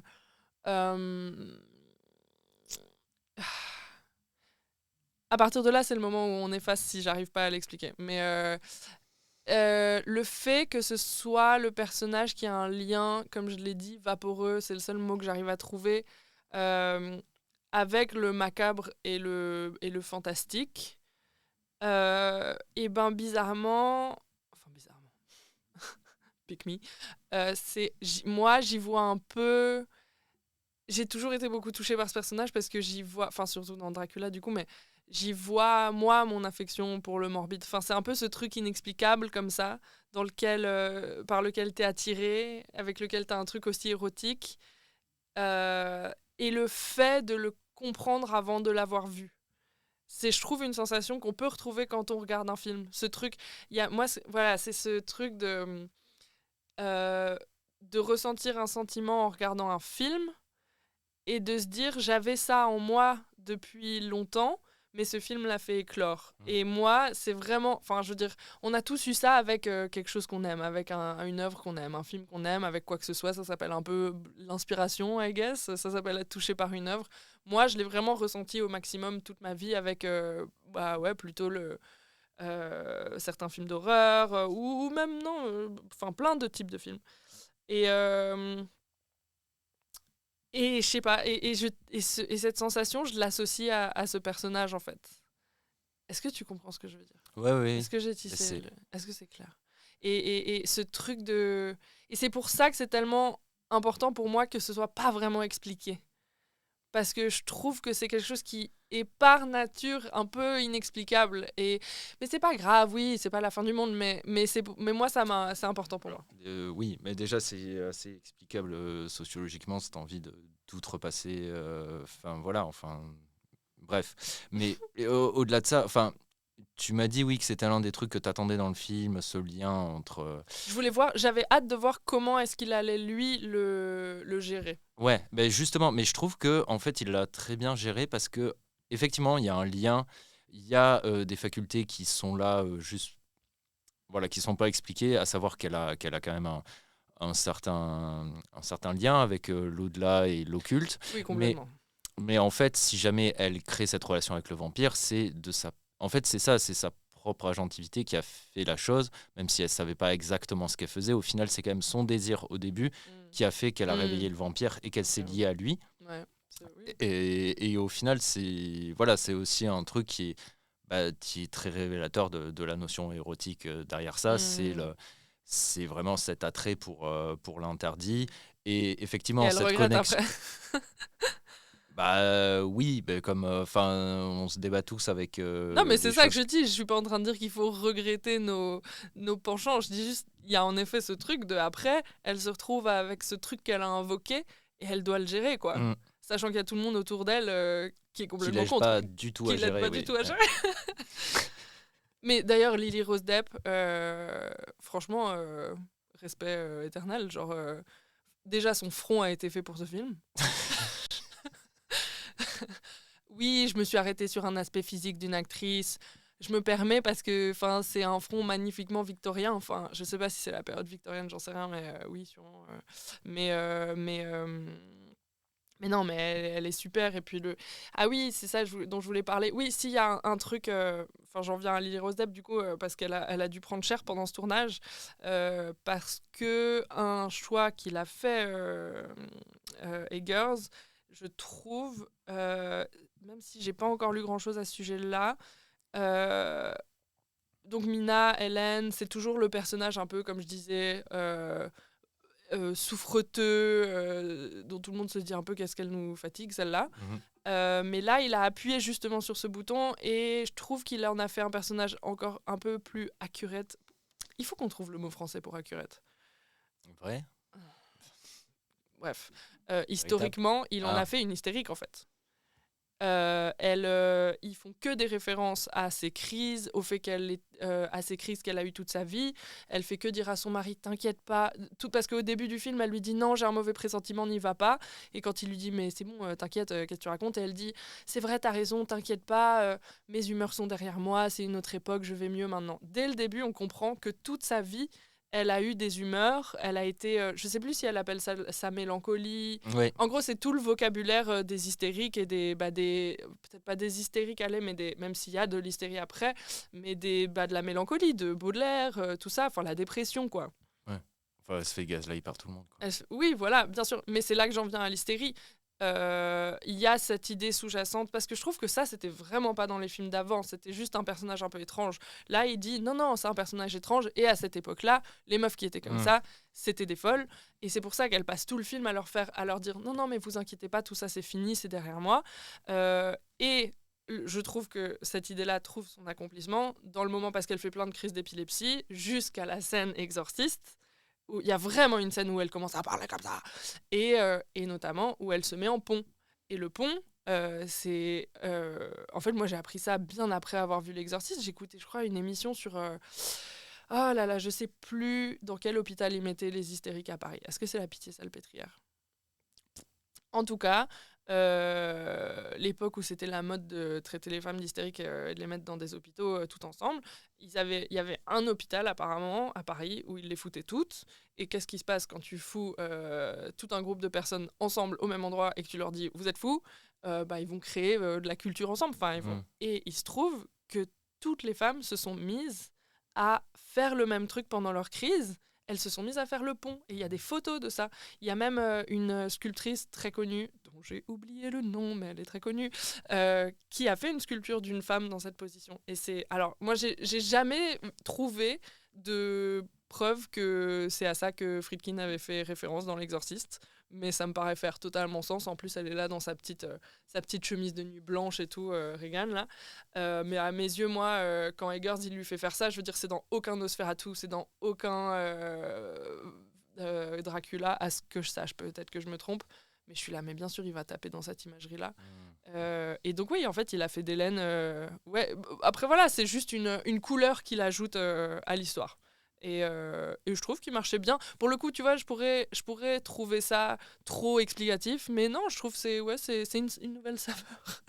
Non, mais ça Puis, complexifie le personnage dans le sens où, voilà, en fait, c'est oui, aussi voilà. enfin, oui, ça complexifie le personnage de savoir qu'elle a vécu ça toute sa vie, d'être Et prise ça par une donne folle aussi, et d'avoir. ça donne l'occasion d'avoir, justement, dans l'horreur, moi, justement, je trouve quand on parle de violence, quand on parle de gore, je trouve on peut parler de saveur. Et en faisant d'Hélène une soi-disant hystérique, ça ouvre toute une panoplie de choix de jeux, en fait. Donc, toutes ces crises d'épilepsie, la scène où elle fait une crise d'épilepsie, les pieds dans l'eau, la scène, il y a des photos déjà partout, la crise qu'elle fait à Jonathan, non, à Thomas, putain. Où elle commence à vraiment avoir les yeux qui vont en arrière, elle bave et tout, mais à l'aide, mais c'est génial. Enfin, visuellement, ça claque de ouf. Et ça, je pense que c'est inspiré par cette nouvelle idée que c'est une hystérique, quoi. Ah, j'adore Hélène. Toutes ses tenues sont magnifiques. Moi, j'attendais ces scènes. Franchement, les scènes du château, elles sont cool, mais moi, j'attendais juste Ouais, la scène qu'ils finale. rentrent, Ouais, quoi. ouais, J'attendais ouais. qu'ils rentrent. Là, ça se repasse en Allemagne pour le coup, et qu'elle soit là, quoi. Ouais. Ouais. Bah, comme on l'a dit, bon, on parle de ça, des problèmes un peu de rythme du film. Moi, j'ai décidé que j'avais plus aucun problème avec ce film. Ok, moi j'ai quand même. Si, allez, Je vas-y, pense que parle-en. ça aurait nécessité quand même un petit montage. Enfin. Tu crois qu'il a pas monté? Non mais un petit remontage plus agressif quoi, parce que enfin, est-ce qu'on a besoin d'avoir 5 minutes de scène où il est dans un monastère et où ça n'apporte absolument rien à l'histoire à part nous leur dropper des trucs qui sont pas résolus derrière. En plus, c'est ça qui me rend fou, c'est que non seulement cette scène n'avance pas l'histoire et coupe Si, complètement pour le le coup, rythme du film. je me souviens pourquoi tu as dit que c'était pas résolu, mais c'est parce que tout le monde est au courant de comment il fait. Ce que tu trouvais pas résolu, c'est qu'il y a cette scène, parce que, donc, comme j'ai dit, je l'ai revu hier, une scène où une nonne, je sais pas si c'est une nonne, mais dit à Thomas, Mais non, mais ça. non, mais ne vous inquiétez Oui. pas, il peut pas bouger, il doit dormir dans la terre de ses ancêtres. Et ensuite, cut sur le Déméter, le bateau, et il est dans son truc totalement en train de voyager, il n'y a pas de problème. Mais ça, c'est parce que tout le monde est au courant qu'il voyage dans sa terre. Parce que dans toutes les histoires, Non, mais il y ça, a ce d'accord, truc mais- qui dort dans sa Non, terre. non, mais. Mm. Non, mais moi je suis d'accord, mais à un moment, enfin, on s'en fout en fait de ce Oui, détail-là. oui, En fait, oui, c'est oui. ça, c'est que et en fait, oui, on le sait si jamais on sait, enfin, parce qu'on connaît l'histoire, mais en fait, tu peux pas avoir les deux, avoir une histoire que tu te dis tout le monde l'a tellement entendu qu'il y a des trucs que j'ai pas besoin d'expliquer, et d'un autre côté nous faire des lore drop de 5 minutes là et tout, Mais je pense où que c'est on un s'en peu. fout. Mais juste, Enfin, et justement là, c'est un lore drop, genre il doit absolument retourner dans la terre où il a été enterré. Et t'es là, et alors, du coup, comment il fait? Bon, ce sera peut-être expliqué plus tard. C'est jamais expliqué. Et t'es là, pourquoi il y avait mais cette parce scène que en c'est fait? un film, c'est aussi du fanservice. Et le fanservice, moi je trouve, je vais redire un peu un truc que je disais avec The Substance, qui est parfois les refs, c'est fait pour que les gens ils fassent ah ça j'ai compris et on est content. Et donc je sais pas. Et donc un peu tu vois, et c'est drôle que Oui, mais au bout d'un moment, ça commence à s'accumuler sur la longueur du film et ça commence à un peu plomber son rythme sur certains. Alors après, moi j'ai Enfin, hâte que le temps passe et qu'il commence à avoir un peu plus à nous raconter, tu vois, dans 10 ans, peut-être moins même. Il nous dira ce qu'il a été forcé de faire à cause de la production, tu vois. Parfois ça dépend de ça, hein. Je sais pas, après, moi c'est ce que je dis, je pense que c'est une capsule de sensations, ce film. Et encore si c'était que ça, il aurait pas mis toutes ces explications. C'est aussi une énorme ref. C'est un énorme. Ça reste comme on aime tellement en faire, un spin-off encore. Et donc, il y a des cases à cocher de l'histoire. Et moi, je pense que ce film, déjà, il n'existerait pas s'il n'y avait pas eu les films d'avant, mais moi, j'aime bien avec les remakes et les suites et tout ça. me demander est-ce qu'il tient tout seul, celui-là? Est-ce que ce nouveau film tient tout seul sans les autres? Et enfin, bien sûr, tout le folklore, les images marchent, mais en tant que film, structurellement, c'est le même défaut que... à quel film j'avais reproché ça déjà? Où tu te dis, mais en fait, mais la structure de ce film n'a aucun sens. Ah, bah Dune. C'était Dune, je m'étais dit, ce film n'est pas un film, c'est un enchaînement Ah de ouais, scènes. mais que tu m'avais dit ça, j'avais pas compris. J'ai vu le film, j'étais là. Tu Ok, vois ce que je veux dire? je- Enfin, on va pas... Bon, bref. Après, je vais faire un point Mais non, Godwin mais là, Dune. Je enfin, vais trouver... J'ai un autre on peut moyen pas de... comparer les deux trucs. Non, mais C'est tout, non, c'est pas pire que Dune 2. c'est pas du tout pire que Dune, c'est mais pas je du tout trouve pire que que Dune 2. pour moi, c'est comparable. C'est genre, parfois, les réalisateurs qui réalisent des films qui sont tellement chargés, qui ont tellement d'attentes, et ben, ils se donnent moins le mal de faire un film qui, scénaristiquement, tient tout seul, en fait. Parce que il a 10 milliards de pilotis qui le tiennent dans l'histoire du cinéma, tu vois ce que je veux dire? Alors que mais en fait, c'est ça le truc. C'est Alors, que... il aurait pu se permettre d'enlever plein d'informations, mais il a fait le contraire de dire on raconte bien cette histoire, regardez, on va prendre bien du temps à bien vous répéter ce que vous savez déjà. C'est un peu paradoxal, mais moi, c'est comme ça que je l'explique. Est-ce que tu veux que je te dise pourquoi je pense à Dune? Ou bien tu voulais encore Vas-y. agir sur la structure? Non. Mais je crache pas sur la soupe, je dis juste... La structure. Ah, pardon. Je sais, tu craches beaucoup moins dans la soupe qu'avant. Le temps t'a fait vraiment apprécier ce film. Ah oui, ben oui. Ouais. Mais après, on retourne à un truc technique. Je parlais de certains choix techniques qui étaient, je trouve, qui remontaient jusqu'au film de Murnau. Et le traitement de la nuit. Je trouve que c'est hyper intéressant dans ce film. J'ai un peu geeké. Alors, attention, moi, j'y connais pas grand-chose en technique et tout, en tournage. Mais c'est une grosse question qui s'est posée dans la réalisation de ce film. Comment est-ce que je tourne la nuit? Je pense que c'était aussi une question, comment je fais référence à un film qui était en noir et blanc, qui était, comme je l'ai dit, qui a ensuite, comme je l'ai dit aussi, a été teinté en cyan. Ok, comment esthétiquement je me positionne par rapport à tout ça, sachant qu'il y a plein de moyens de tourner des scènes de nuit. Il y a la nuit américaine. Alors la nuit américaine, ce serait l'idée de filmer de jour et d'ensuite... les geeks du cinéma, corrigez-moi, mais genre, est-ce que tu teins, est-ce que tu rajoutes un filtre? À mon avis, tu changes la balance des couleurs. Voilà, un truc comme ça. Par exemple, ou bien, si tu as la possibilité de le faire, tu peux vraiment tourner de nuit avec un éclairage, mais ça, c'est dans le contexte où tu as la possibilité de cacher le matériel. Il y a certaines scènes du film qui ont été tournées comme ça. La scène au Crossroad, c'est une scène de nuit qui est éclairée de différents angles, blablabla. Il y a même des films, j'ai découvert là au fil de mes petites recherches que par exemple Mad Max, ils ont reproduit une nuit américaine, ils ont cherché cette méthode ils ont voulu reproduire une nuit pas réaliste du tout. Je sais pas si c'est complètement bleu. Et en fait, ils ont surexposé. Ils ont filmé de jour, surexposé, comme ça, tu vois tous les détails, tu vois hyper bien.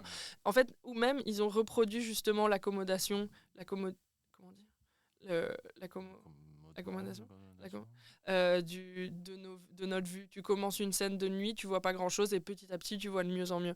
Enfin bref. Mais t'as pas parlé de Nosferatu là, parce que... Attends. Oui, mais parce que là, je geek out sur les autres. Parce que ce que j'ai découvert, c'est qu'en fait, il y a des tas de moyens de filmer la nuit. Et Eggers, il voulait...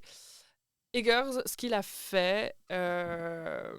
Attends, mais même... Et pour Nope, ils ont tourné de jour ils ont inventé une caméra qui tournait de deux manières différentes. C'est deux caméras qui filment le même truc. Une en infrarouge et une en film. Et ils ont superposé les deux. Enfin bref. Eggers, ce qu'il a fait, son directeur de la photographie... Attends, je vais te dire. Jarin Blaschke, il a fait avec Nosferatu quelque chose qu'il avait fait avec, je crois, avec 1, 2, 3, The Lighthouse. Il a utilisé un filtre, en fait. C'est-à-dire qu'il a reproduit un peu... Parce que la nuit, on perçoit beaucoup moins certaines couleurs, on perçoit surtout le bleu. Et donc, il a utilisé un... Donc, ça s'est joué autant sur l'éclairage, sur le set, pendant le tournage, qu'en fait, il a juste appliqué un filtre qui cancel certaines couleurs. Et donc, c'est ce filtre qui donne ce côté, je trouve, il y a une espèce de... Tu comprends pas si tu es en train de regarder... C'est pas du noir et blanc, c'est clairement pas du noir et blanc, mais il y a cette espèce de Il y a jeu. clairement une référence au Il y a noir une et blanc dans référence au noir ça, et oui, blanc, oui. voilà. Et moi, ce que je trouve assez rigolo, c'est que, en fait, ce filtre, il a été réalisé par une compagnie. J'ai pas le nom sous la main. Je sais pas si nos auditeurs ont besoin d'aller leur acheter des filtres dans tous les cas. Mais c'est la même compagnie qui a fait le filtre de Dune. Et aussi le filtre, je crois, qui a été utilisé pour The Lighthouse et potentiellement même The Northman. Voilà. Et donc... je sais pas, je trouve qu'il y a quelque chose à dire sur... Enfin, moi, je sais pas, tu me dis filtre, déjà, je pense Instagram. Le fait... Enfin... Et le fait que ce soit une même compagnie qui gère... Ah, peut-être que oui, peut-être que je suis un peu une... Peut-être que je suis un peu naïve, mais... que ce soit une même compagnie qui gère un choix esthétique aussi important sur toute une série de films. Et quand tu vas sur leur site et que tu vois tous les films qu'ils ont fait, tu te dis... Ah, ça fait sens. Je vois le lien, quoi. Enfin bref. J'ai très peu de souvenirs de Dune 2. Mais après, oui. Bah, pour moi, justement, c'est ça, c'est qu'il y a différentes manières dont la nuit est filmée. Et pour moi, il y a des passages où la nuit devient un quasi noir et blanc et qui sont justement ceux qui sont le plus imprégnés de la présence du vampire, en fait. La scène d'intro est comme ça, non ? La scène d'intro est avec un noir et blanc, enfin une nuit noire et blanche.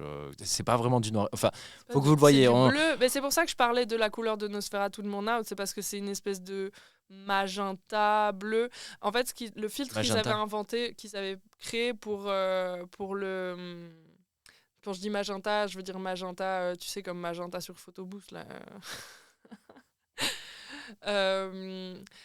En fait, ils avaient déjà confectionné un filtre pour The Lighthouse qui était destiné à imiter un certain type de pellicule qui datait de l'époque que cite le film, quoi.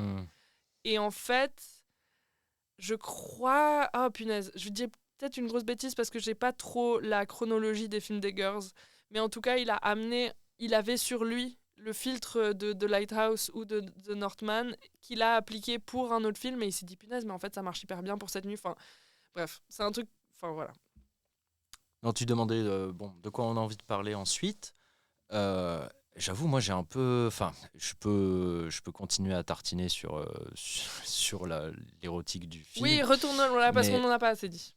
On n'en a pas assez dit. Non. Moi je pense que. Ouais, bon, enfin. Il était. En fait, ce film, oui, enfin, il y a des. Pour moi, j'y ai vu, oui, vraiment des références hyper obvious à toute une esthétique de kink autour du cocufiage, notamment hétéro, avec un autre mec qui s'inscrit dans le couple.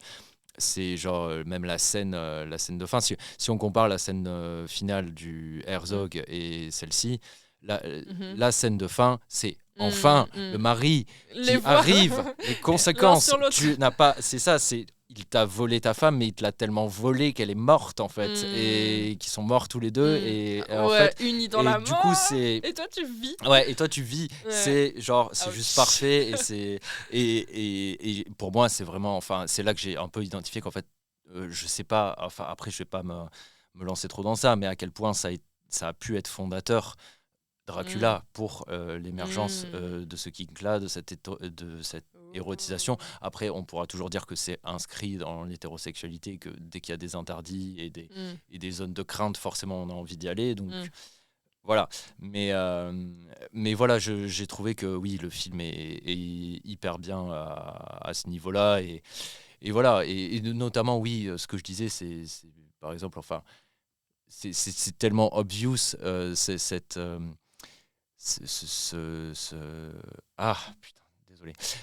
thématique-là est tellement obvious dans l'horreur que voilà, d'une manière, j'en viens à penser au Rocky Horror, même quand je vois ça, avec ce couple-là qui sont très bien sous tout rapport chrétien et qui vont venir se faire pervertir par une créature de la nuit. Voilà, c'est pour moi un peu l'idée romantique gothique par excellence, quoi. Et je trouve que c'est très bien, ce qui est très bien géré, c'est qu'il arrive à, mais je vais me répéter en fait, parce que pour moi il arrive à revenir à l'essence de ça par le design et la manière dont il fait jouer Nosferatu. On en revient à plus, on n'est plus dans un je sais pas, dans tu veux dire qu'à ce côté, c'est le vampire dans celui-là, c'est le mec plus viril que bien le sûr. mari. Alors ça l'est. Enfin, il est avec sa grosse moustache et sa grosse oui, mais truc c'est de drôle parce que dans fourrure, celui et alors que l'autre pas du tout ça. Oui, justement, mais c'est pour ça qu'il a dû changer le design aussi, parce qu'il y a aussi tout ça qui entre en jeu. Il y a tout ce côté bestialité aussi qui rentre en jeu. À un moment, on le voit. Est-ce que j'ai halluciné cette scène ou pas? Enfin, est-ce qu'il court comme un loup à un moment? Non, on voit, il y a les Quand loups. il le poursuit dans le château, là, avant de le. Non, c'est parce qu'il y a des loups. Et à un moment, c'est pas lui non, je à la crois place pas. des loups? Ok. J'aurais vu parce que j'adore quand ils font faire ça à des personnages. J'adore. Mais non, je crois vraiment pas. Bah ouais. Mais je pense que s'il se penche, il se casse. Je pense pas qu'il court. Il court pas dans le film. Il fait que se tenir droit. Ok. Bah, il se contorsionne dans une boîte quand même. Il se contorsionne pas, hein. Non, on le voit pas, mais la boîte, elle est pas très grande quand même dans le bateau. Je sais pas. Oui, la scène du bateau aussi, très bien. Enfin, je trouve que justement, ça, c'est l'un des seuls trucs où j'ai trouvé que c'était cool que ce soit un peu drawn out et que ça aille pas très très vite. Tous les allers-retours dans le bateau où on voit de plus en plus la panique qui s'installe dans l'équipage, l'équipage qui est décimé et tout ça, et de vraiment prendre son temps sur ça. Tu sais, dans le livre, c'est un. Oui, bien sûr. Mais ça l'est pas dans le Herzog. Dans le Herzog, par exemple, on s'en fout complètement. Alors et on a juste un bateau qui arrive avec. Tout un film de cette scène-là. Que sur le bateau? Ah ouais. Le dernier voyage du Déméter. Ah mais oui. Ah oui. Ouais. Je l'ai pas vu. Mais j'en ai entendu parler, ouais, effectivement. Mais oui. Oui, c'est un truc. Ah oui, et moi, pour reparler aussi vite fait de comment il a appuyé justement sur le bouton à fond, il en a fait de l'horreur pour de vrai. Enfin, moi c'est. Moi, mon érotisme.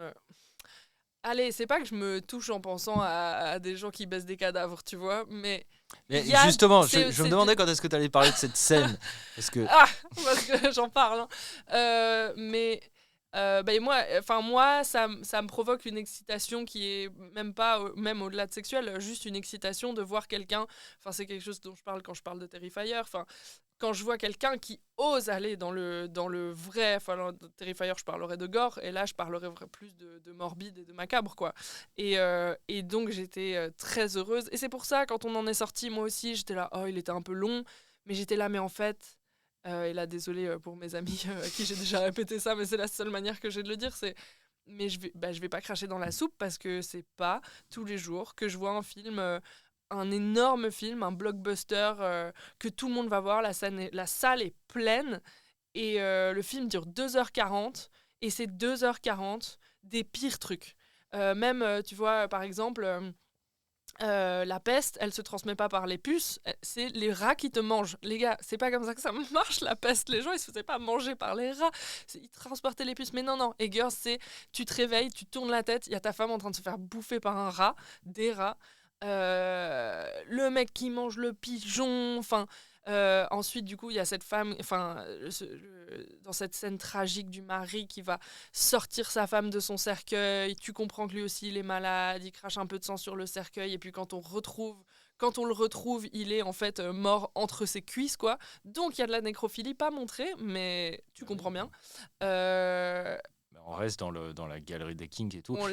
Soit dit en passant, lui aussi s'est fait cocufier de pas mal. Genre dans la scène où Nosferatu lui dit dans son sommeil de ne pas se réveiller pour aller buter ses gosses et sa femme. Alors ça aussi, il tue des enfants. Et ça moi j'ai toujours... C'est le signe d'un bon film d'horreur. Signe, Parce qu'en général, alors c'est toujours dans l'ombre, on voit pas trop. On adore les gosses qui meurent dans ce podcast. Moi,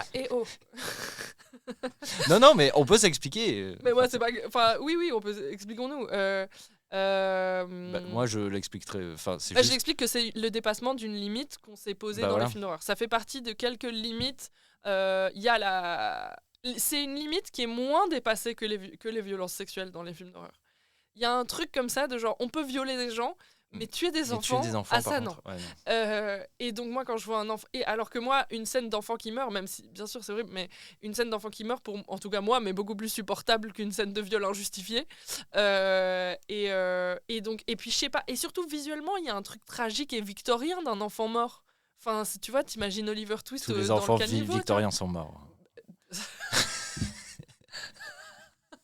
tu sais, de l'enfant souffreteux au fond du lit. Enfin, quoi de plus juste et magnifique que la silhouette d'un enfant en chemise de... Non, mais si. dans un film. Enfin, juste pour la faire courte, moi, ce que je ressens, c'est oui, pour qu'un film d'horreur marche, moi, à un moment, et notamment pour qu'il y ait un côté peur, enfin, pas forcément de la peur, non, en fait, juste un film d'horreur, c'est qu'à un moment, je peux pas en fait être dedans si jamais la méta du film vient interférer dedans, et en l'occurrence quand il y a des personnages qui sont protégés par leur statut d'enfant et qui les rend intouchables, en fait je sais que je suis en train de regarder un film, et donc du coup c'est non, en fait je n'arrive pas à rentrer dedans. Un film, mais... Oui, mais justement en fait la bonne horreur doit se dispenser d'une notion de justice. En fait, si jamais dans un film d'horreur il y a que les personnes qui sont moralement condamnables qui meurent, pour moi c'est pas un film d'horreur, c'est un film de super-héros en fait. Mais même si tu veux le mettre dans un... Non, moi justement ce qui me fait bander dans l'horreur, c'est l'injustice. Plus c'est injuste, plus c'est marquant, plus c'est traumatique, plus ça va rester avec toi. Et bon, après j'ai pas une affection très grande pour les gamins, donc voilà. Mais notamment le fait qu'un film se permette de tuer des gosses, justement, va à l'encontre de cette notion de justice et nous permet de rentrer dans la vraie horreur. Ce qui veut pas dire... Ouais, pardon. Ouais. Ce qui veut pas dire que le film est totalement dénué d'affection pour ses personnages. Ah non, au contraire, ces scènes-là, elles sont porteuses parce qu'on a bien construit les personnages et qu'on souffre avec eux. Quand la meuf... Alors, est-ce qu'elle est bien... Oui, bah, elle est juste un peu... c'est un peu un tas de farine, cette meuf, quoi, mais quand elle ouvre la porte et qu'elle voit ces gamins qui sont en train de se faire tuer, si c'est tellement horrible, c'est parce que t'en as un peu quelque chose à foutre et t'as pas envie que ça lui arrive, bien entendu. Bien sûr que t'as pas envie que ça arrive, mais t'as envie que ça arrive. Et t'es content quand ça arrive. C'est pour ça mais c'est pour ça que moi, finalement, les règles dans l'horreur, je les aime bien parce qu'elles sont faites pour être dépassées, justement. Et moi, c'est jouissif quand je vois un film et que je dis « Oh, ils ont tué le gamin !» Et ben ça reste un truc exceptionnel. Si tuer les gamins à chaque fois, bah... Alors que là, vrai. Moi, je peux te Too much of a good thing. Voilà. Je peux te citer genre la scène dans le remake de Ça, la scène d'ouverture. Putain, le gamin, il prend cher.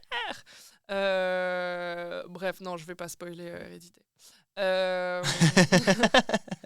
Mais ouais, moi, vraiment ce qui a été important pour moi et qui fait que j'en suis sortie, j'étais là, j'entends toutes les critiques qu'on fait à ce film, j'en ai aussi à émettre, mais j'en ai pris plein les mirettes et je suis heureuse. Enfin, et justement, la musique, moi, m'a énormément emportée parce que je suis une grande romantique.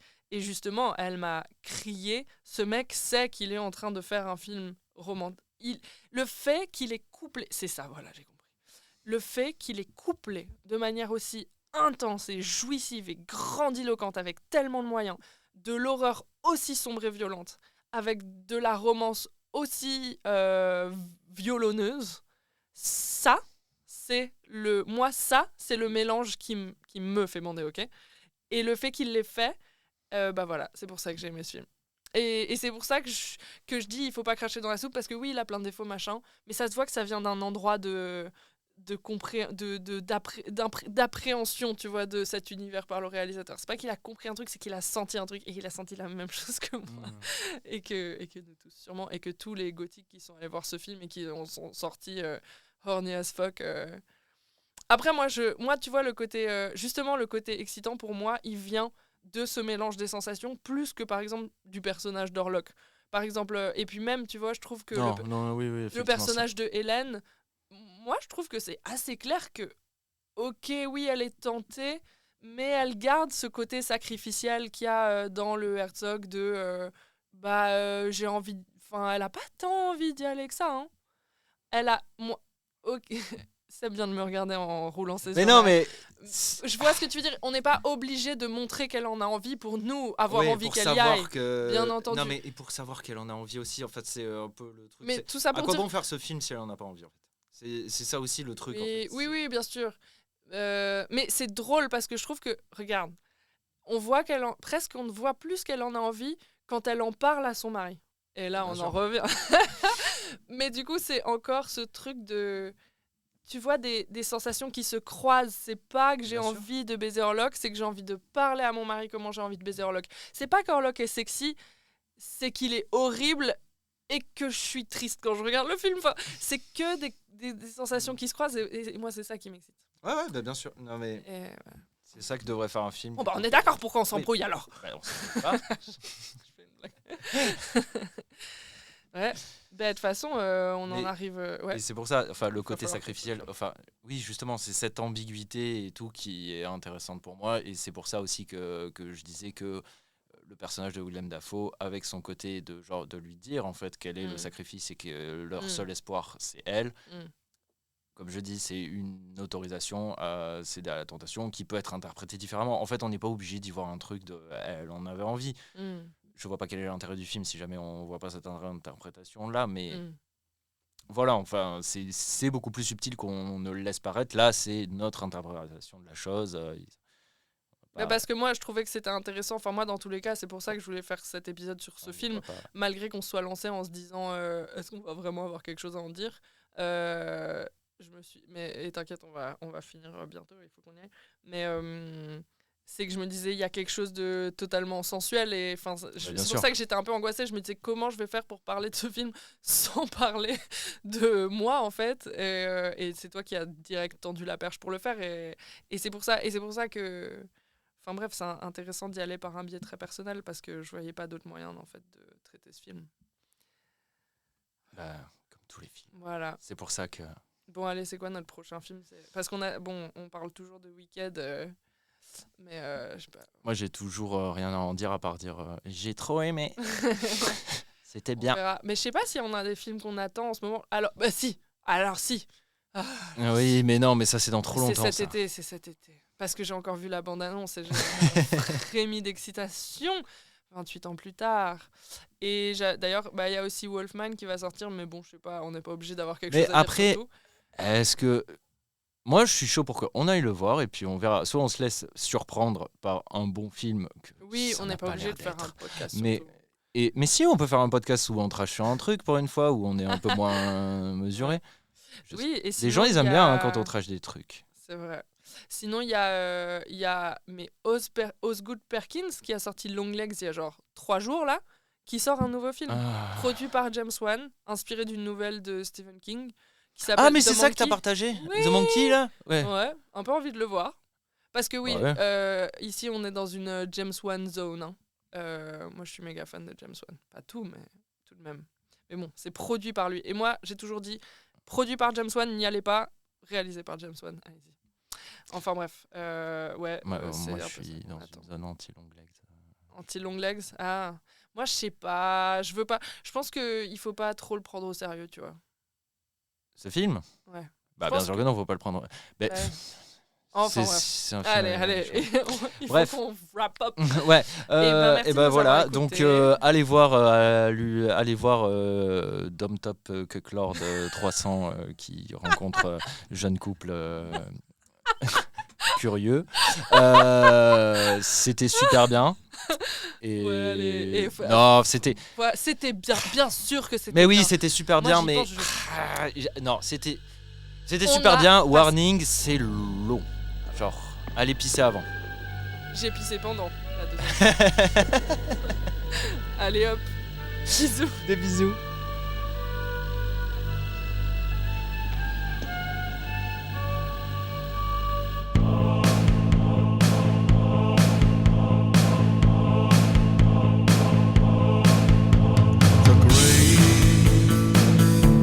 Shall be forever two folded flames